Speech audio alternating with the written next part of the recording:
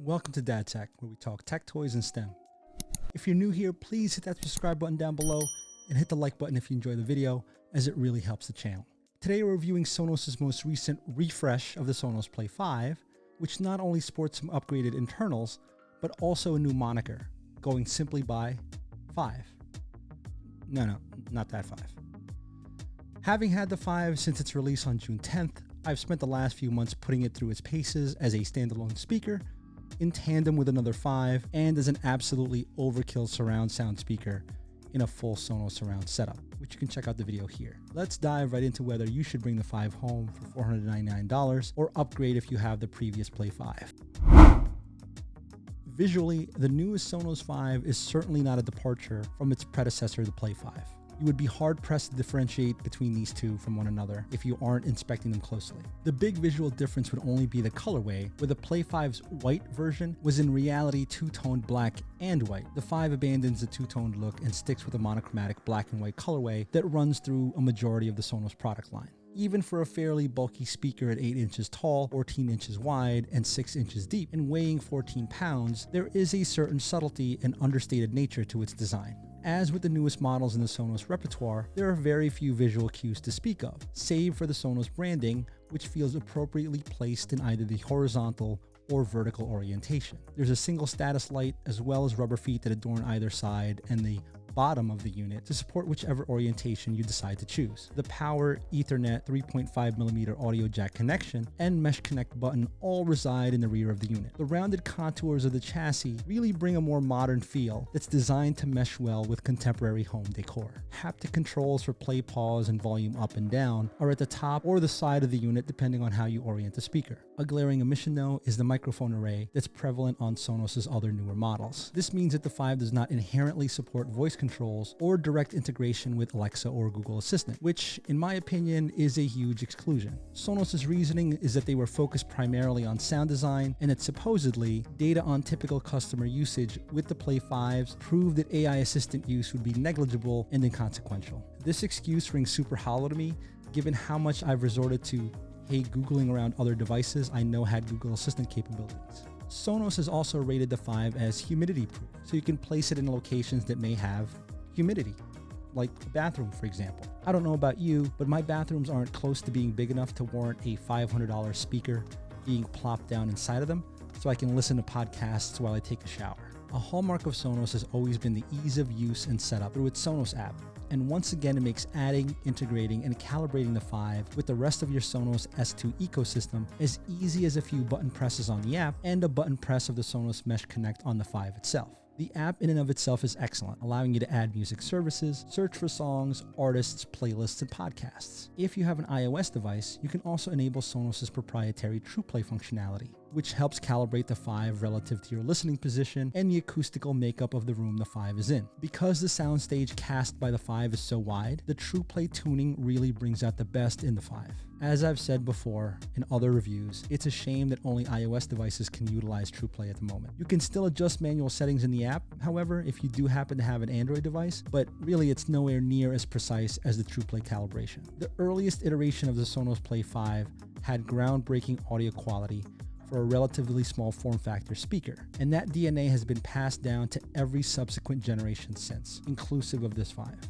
Sporting 6 Class D amplifiers, which power 3 woofers and 3 tweeters arranged in an angled array format, allows the 5 to create an extremely wide soundstage. When paired together with another 5, the system intelligently adjusts each speaker to become a mono setup instead, allowing for an even broader, more wide-ranging soundstage and truly more distinct separation. The 5 can handle anything you throw at it musically.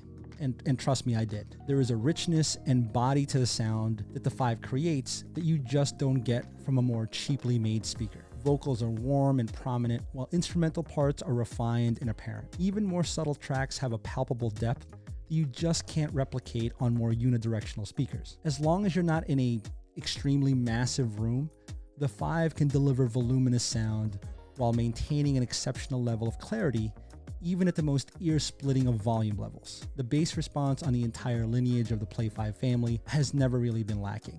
and the Five here is no different. Even as a single speaker, the bass has clear and robust kick. When coupled with another Five, the bass thump virtually engulfs you, especially on more low frequency oriented tracks. Having a 3.5mm line-in jack on the Five is just a godsend for those looking to connect their other audio components like turntables, receivers, amps, and so on. What it's also especially good for is if you have an Amazon Echo, which will allow you to connect it to its auxiliary output and give you that woefully absent smart device capability.